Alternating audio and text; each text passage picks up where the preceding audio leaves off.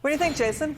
Look, he makes it really easy, Joe Biden, for Donald Trump to make these levels of attacks, because when we live in a world in which we are just rejecting reality, when Biden comes out there and talks about Bidenomics while people are actually suffering, where they can't pay their rent or their mortgage or for gas in their car, when you're telling us that there's no crisis at the border, and yet now we actually have Democrat lawmakers who are calling this out, it makes it seem like you're either completely out of touch, you're just living in your own bubble, or you're just lying. And so when you have someone who comes out there, and this is what everyone liked about Donald Trump the first time around, it's just kind of refreshing. It's not the typical political speech by any stretch, but he just speaks directly to the people, and he gives off the impression that he is more in touch with the average American, despite being someone who, he's an elitist, he's a rich guy, versus Joe Biden, who's supposed to be that average Joe guy who very clearly is not acting that part. You know, NBC, ABC, they came out with these new polls. This is after the Trump indictment. So the voters are saying, yeah, we saw the indictments. They're not, it seems like they're not paying attention to them.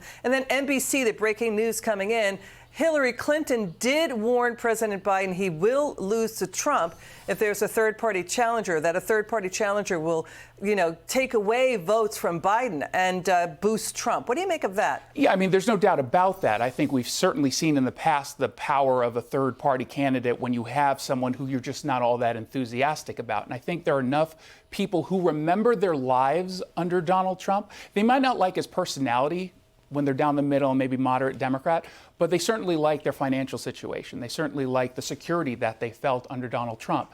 And maybe they're not quite ready to go with him if he's the nominee, and it certainly seems like he will be. But they don't want to go with the guy who they know is making their lives worse. Yeah, I mean, you know, the Trump is the 41 indictment. He's called out for, you know, NBC's angry that he's threatening to, you know, go after Comcast, the parent company, to, you know, just threaten saying they're committing treason, claiming they're not allowed to use the valuable airways of the USA.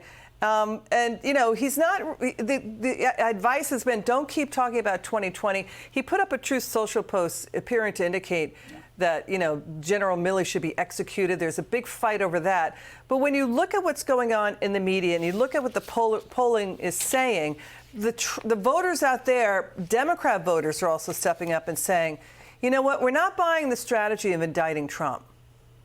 Yeah, because it's not a good strategy, because it's not going to get in the way of the fact that there are actual issues that people care about.